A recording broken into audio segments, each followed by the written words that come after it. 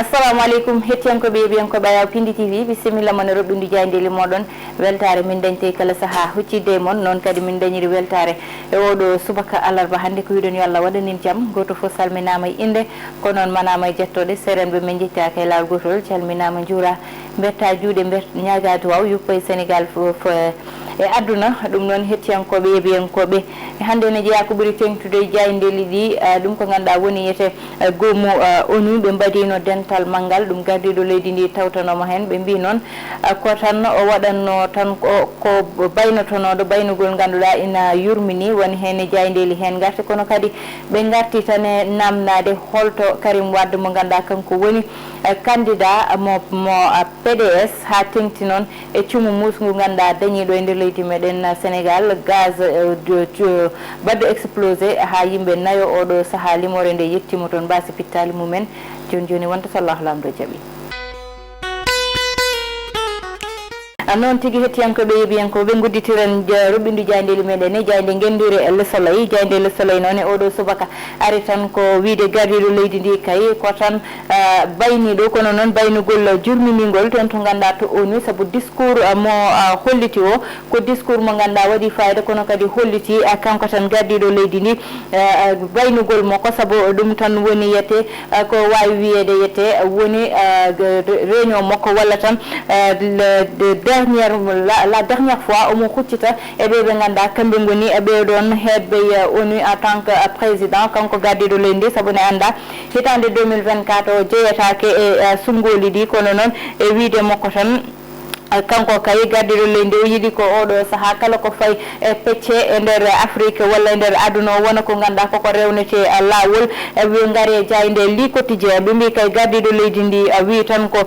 tolne milliard uji 18 000 milliards woni tan ujunnaje 17 milliard uji ɗi ganduɗa yiyete kanko kay ma rendine e nder Afrique gam tan wawa dañde ko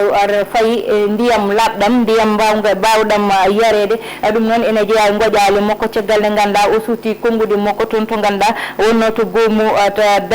toon to ganduɗa woni to réunion ONU to yiyete walla ngal ɗon dental kanko gardiɗo leydi ndi noon o wi tan oɗo saaha kay faade hitande horizon 2030 koko ganduɗa yiyete to banggue ndiyam kay e nder Afrique koko foti ɓuure daranade e koyɗe gam tan Afrique foof fota e ngal ɗon banggal dañde ndiyam labɗam ndiyam moƴƴudam ha joni garene a jayde le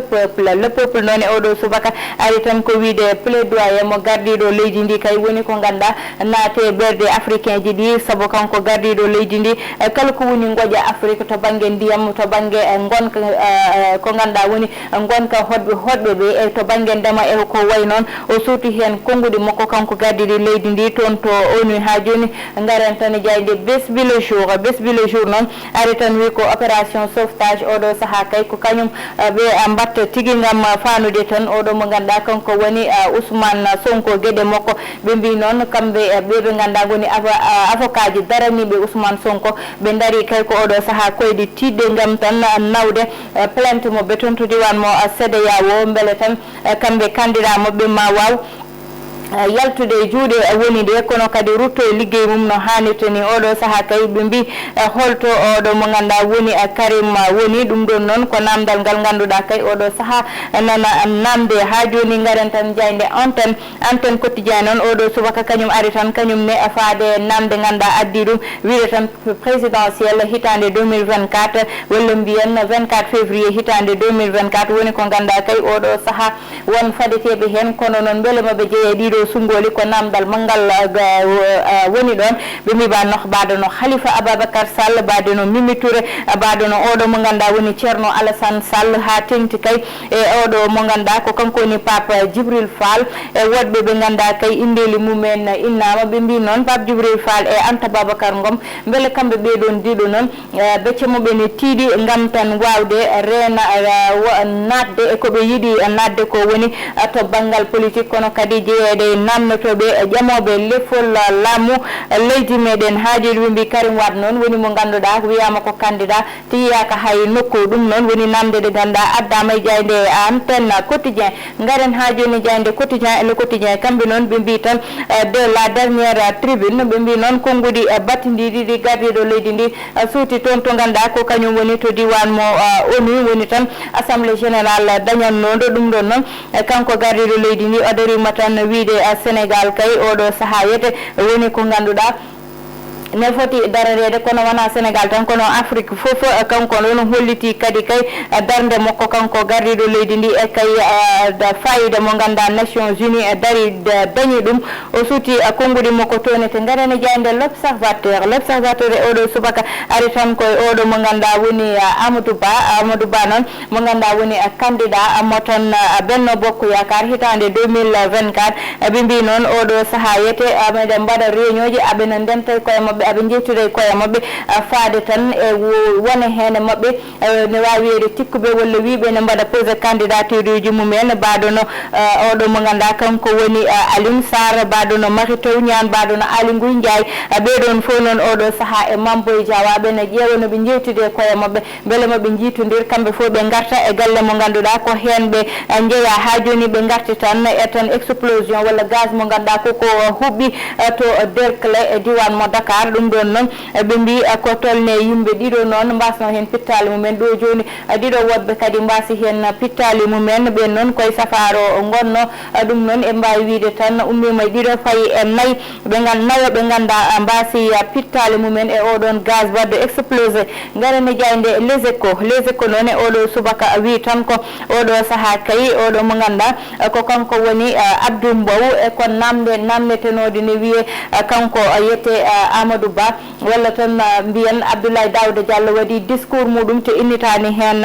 Amadou Ba o kanko noon Abdou Mbow o wi beele kanko Abdoulaye Daouda Diallo nde o haalata o haaldanno koye ullude walla o haaldanno koye dawade ko neɗɗo tigui o haalanno to wi so wi omo naggana on wiyani omo naggana ɗum ko ganduɗa kañum woni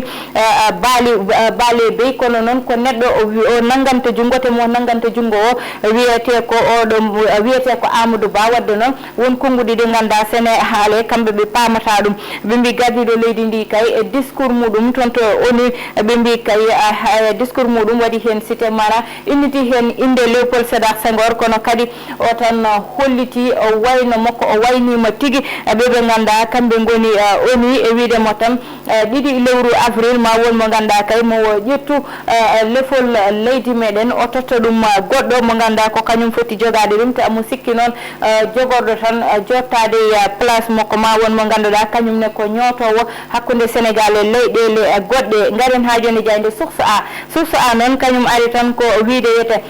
to banggue cocktail molotov wiyetenoɓe tan nanggama toon to de la fosse walla tan hedde école de la fosse Maurice de la fosse ɓe mbi noon oɗo saaha ko galle mo ganduɗa ɓe tawino toon cocktail molotov uji won noon nanggaɓe hen kono noon ɓe mbi badde ɗe ɗon gueɗe ha joni nene yiile nanggaka taw ɓe garti noon e Karim Wade ɓe mbi kay Karim Wade oɗo saaha kay wonɓe ganduɗa uddi koye mumen saabu kamɓe wonɓe PDS ɓe ganda tan to Karim Wade fofirta saabu ɓe nanani e makko haydara te ɗum ɗon noon woni ko gandani udda koye mabɓe to ɓe mbi ko kanko tigui woni candidat mabɓe garane jayde Walf Quotidien oɗo subaka ari tan ko wiide société sénégalaise o kay koko jiibi koko ganduɗa ete koko tan fecci tigui ɓe mbi kanko Abdou Khadre Sanokho woni tan sociologue kanko noon o addi hakkillantakal makko e ngal ɗon banggal wiide wiyete kay saabu Sénégal oɗo saaha ɓe mbay kono soɓe jiiɗa neɗɗo ɓe jadata hen sago muɗum ko fanatisme ɓuuri hewde e nder leydi ndi yaadude neɗɗo tawa ko sago ma wadduma hen ko way noon te ɗum ɗon addi tan seeki leydi meɗen walla tan seeki yimɓe leydi meɗen ɓe keedito ɓe keedi ha ga ha heewi addude kare e dukoli garen ha joni tan e ndeɗo jayde noon nde ganduɗa woni jayde Walfadjri ko kañum tigui uddi ruɓɓindu jaydeli meɗen oɗo saaha hettiyankoɓe yeeɓiyankoɓe joni noon gudditen hello wongo so Allahu lamdo jaaɓi non tigi hettiyankoɓe yeɓiyankoɓe ɗum ɗon noon garen tan e gueɗe ɗiɗi ɗe ganduɗa dañi e nder leydi meɗen Sénégal goo woni garɗiɗo leydi ndi toon to ganduɗa woni assemblée générale mo ONU mo tawtorano o darino toon noon Sénégal e tan koyɗe wonde président CEDEAO koyɗe wonde président ɗo e nder leydi meɗen Afrique koyɗe wonde président ɗo e nder leydi meɗen Sénégal ɗum ɗon noon kanko garɗiɗo leydi ndi o suuti konngudi baddi fayida ko faye ndiyam woni eau potable ndiyam labɗam gandane wawa heɓede e nder Afrique tawa goto fof ne wawa hebde ɗum tawa ndiyam beeli e ko way noon ma woppite tawa wawata addande yimɓe caɗele kewɗe ɗum noon jeeyama e discours makko kanko gardiɗo leydi ndi jeeyama e discours makko haalde tan situation aduna wo oɗo saaha ɗo o tolni ɗo jeeyama e discours makko haalde kay wiide kanko ɗum woni dernier mandat makko hitande 2024 omo sikki tan mo tottata leydi ndi ma won mo ganduɗa ma rew jokkude endam no waɗirta ɗum ni ɓeyde jokkude to banggue tan Afrique e ko way noon kono kadi ɓe kaali e banggue mo ganduɗa kañum woni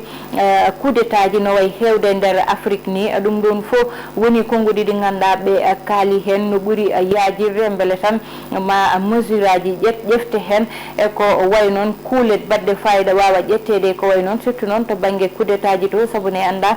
so coup d'état haɗama ɗo tan to kadi wiye tokkitima kañum ne ara rewa hen e ko way noon ɗum ɗon noon hande hulɓinimo e banggue Afrique banggue goɗɗo kulɓiniɗo bawɗo haalede woni tan oɗo bonbonne de gaz mo ganduɗa waɗi explosé toon to diwan mo Derklé ha yimɓe mbasi hen pittali mumen ɗum ɗon ne hande woni ko ganduɗa ne wawi waɗede évité so contrôle aji ko way noon dañi koko way noon noon kanko jagorde jaaɗo toon haali amo dilla e ngal ɗon banggal wiide tan banggue contrôle aji maɓe ƴeew ɗum tamaɓe mbat cité responsabilité ji ɗi ganduɗa ete kañum addi oɗo bonbonne de gaz huɓɓude ha yimɓe nayo mbasi hen pittali mumen ko wawi hen wonde fo yo contrôle ɓuuri ɓeydade e ñamdeli ɗi yo contrôle ɓuuri ɓeydade e matériel uji gonodi e boutique aji ɗi yo contrôle ɓuuri ɓeydade e stock aji ɗi no moftirte ni ɗo wonata ɗo no lowirte no waɗirte e no fewdirte saabu noon ko wiyete tan wiyete reedu lawƴotako kono kay woni ko ganda jeeya walla bone so dañi tan hay goto wawa hen ruttade caggal wawa fawede koyngal caggal tan rutto iwa ala ko wayni ne wawi waɗede évité ko tan yo ko hoddiro noon kono ko wayni ne wawi wonde ko ganduɗa ni wawi wayrude wayra so wawa wasde dañde saabu contrôle uji ɗi il faut état ji ɗi ne ɓuura darade e ngal ɗon banggal hettiyankoɓe yeeɓiyankoɓe donngudi tan ruɓindu jayndeli meɗen tottude won addi gongol so Allah lamdo jaaɓi yo Allah waɗanen jaami kisal bani mon debbo Aissata Ndiaye wonno heeɗano en banggal caméra e montage ko Ali Fall.